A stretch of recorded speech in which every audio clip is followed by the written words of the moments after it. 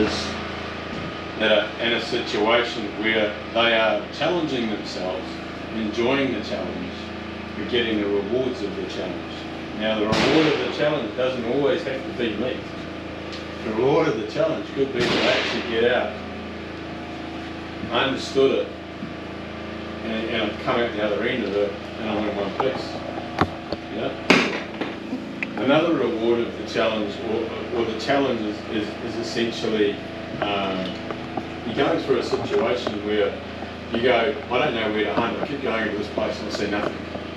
So I want to talk to somebody, and you get the experience out of somebody else. Okay. I can tell you now that before I shot a deer with that, I would have spent 150 to 180 hours walking before I shot a deer with that. Now I can tell you I've shot a few deer with a rifle, but I've spent a lot of time getting close and not succeeding. I'm getting very frustrated and pissed off because the little things go wrong. But the challenge is in it for me.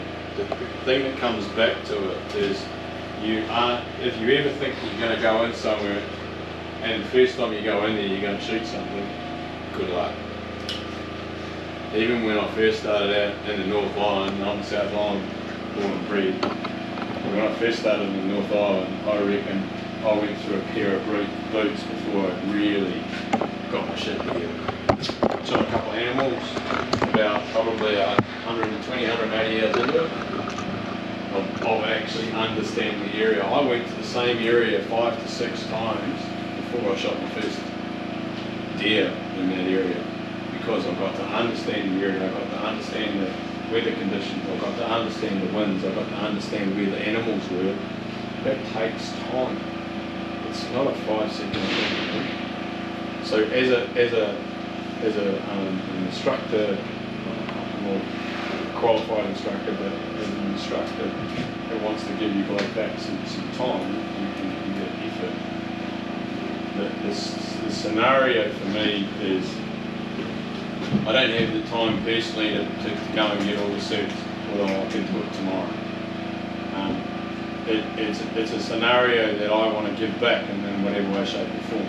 One of the reasons why I organised the course for 5 years was that somebody put the effort into me, and I thought there was a better way of doing it for a couple of different reasons. You know, the way it was being organised differently, everybody brings something different to the table. You know, I started when I started, I got the instructors together and I gave them, here's the hunt plan for us, and here's who's hunting with who. Why the hell are you doing that? Because I want to get somebody that's a good shot with somebody that's not such a good shot, or somebody that's not fit with somebody that's fit, so they can look after each other. And then I want to give those two people to an instructor who's going to look after them. The fundamentals of it is actually pairing people up, think alike-minded, but they actually could complement each other in different ways. Because if I get a whole bunch of goats that can climb the hill really, really quickly, they all get to the top and they all want to have the crack first time. What does that teach you? Absolutely nothing. Because you don't know who the individual, you don't understand of actually having to account for other people in the party. Yeah. So, I'm going to shut up because I've done way too much, and I'm just going to go floors open for questions. Go for it, mate. So this hunt coming up, yep. We're shooting animals, and How do you manage the meat? Yeah. Good question. So, Ross, is there a place are we putting it in the fridge or are we hanging it? There's a fridge there if you want to, but we suggest to hang it. So you need to bring a meat bag. So the lots of trees that you just hang it. So it's a good question. So I asked the question straight out from the start was how much rope do I need? Right? So if I'm going to have a little bit of rope in my pack, if I have another coil of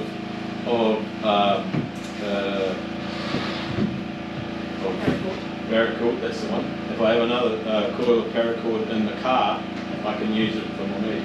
Yeah? And I'll show you a little technique when we're up there. But essentially, we use like we call it So basically you have one piece of paracord and you have a back stake, right? And the back stake is here and it's tied on and you wrap it and you pull it off and then you put it down and then you wrap it and then you tie it off. You haven't actually tied it and you wrap it and you tie it off with a tree, but it's hanging from one point. You have 20 lots of meat hanging. And then how do I keep the flies off it? Muzzle pots. Ah, Yep, Salt. Salt. or Smoke. not salt. Oh. Why pillowcase? yeah. Because then they're not going to lay eggs on the meat. They're actually going to lay eggs on the outside of the pillowcase, not on your meat. So the flies will lay eggs on it, right? Who gives a shit? You wash the pillowcase, but they're not going to lay it on the meat, right? And the pillowcase is also good because it protects the meat.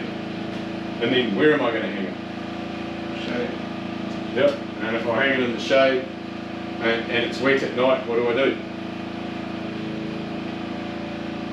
Cloth over. I use my bivvy, my little tarp, and I put it over top of it, and I drape it over because then it doesn't get moisture on it, and it sits underneath it. So if I've got a piece of string going from there to there, I could hang, 10 lots of meat across here, and I could put a tarp over it, and it's dry, and they're in. You get what I'm saying? It's like under a bivvy, yeah. There's a pillowcase and meat bag, is that one and the same? I use pillowcases inside of my canvas pack. The reason I use pillowcases, Harry likes plastic bags. For me, the meat sweats because it's hot. If you've had the ability to sit down, and let it cool off, and get a little bit of the skin on it, great. If you haven't, you put it in a plastic bag with another piece of meat next to it. What does it do? Sweats. The sweats. It's hot. Yep. What else does it do? Not quite. Not yet. but- Bacteria. Bacteria. No. That's all sticks together, does it? Sort of. Starts cooking. Oh yeah. It's got hot meat on hot meat. Yeah, it's, So it actually starts cooking. Yeah, it actually starts to get like a skin on it. It looks like it's been in a pan because you've got hot on hot. Yeah, so it actually starts to cook each other. So when you put it into a plastic bag, it sweats, but then it actually starts cooking as well. The reason why I use a pillowcase is I go through that situation where this is the pillowcase, I put the back stake across the bottom of the pillowcase, and then I roll it up, and then I put the next back stake in, and then I roll it up, and then I can put a leg in the top, and then I close it up. Yeah. Same, you do the same in a plastic bag. The reason I use a pillowcase is the meat's not touching each other, it's not hot, it's not sweating. So do we just get like how many pillowcases? There's a sale every day at Briscoe's. Just cotton? Yep, just a cotton pillowcase. You buy a pack of 4. How many thread count? Egyptian. Alright, next question. So the skin that forms on the meat, is, when you prepare it, do you have to cut that off? I do. You do. For 2 reasons, you can't eat it. So effectively what you do is that you cut it off because it's an aging process. Yeah. If I've got a back steak or a hind leg, by cutting the meat off, by cutting the aging process off, you've got really good quality meat underneath it. The hard sort of skin form stuff on the outside, is it going to be nutritionally any good? Is it going to be easy to cook, harder to cook? All of the above. Doesn't really give you anything. That's why I cut it off. That's why I use a bit like a filleting knife or a thinner knife, because essentially I can get underneath and I can peel it off like a layer of skin. So I'm not actually losing a lot of meat. Yeah, I'm not losing a lot at all. So does it skin like a skin? Almost, yeah. Because it's so hard and so dry, it's almost like taking off a layer of paper. Tough paper. Yep. So you take the skin out? So he's talking about the skin on the meat, not the skin of the animal. But if you want the skin, then that's a different ballgame. But do you leave it there for a little while so it doesn't get flies and stuff? When I come home, Oh, mine's- time, yeah. when I get home, mine's in my fridge for a week. But you're away for 3 days. So it's already aging in those 3 days and it's hanging up and it's hopefully, it's cool at night, so it's almost like your natural fridge.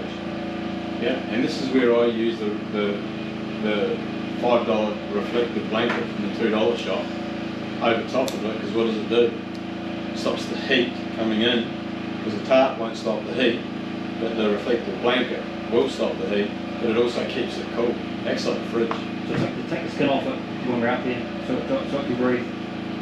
So we're talking about two things: the skin of the animal or the skin of the meat. The skin of the meat. So if you've got a leg of the animal hanging up, Yep. take the skin off so it can breathe. The skin of the animal. Yes, the animal. Yep. You will have to completely skin the animal anyway. Yep.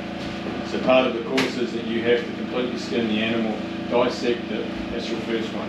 So you will have a full skin. When we're talking about the skin of the meat, so 3 days up there, it's probably just starting to form. Yep. So if you leave the skin of the back leg on there, would that get hot and, for say 3 days and you have it hanging up, would that rot from over it? No.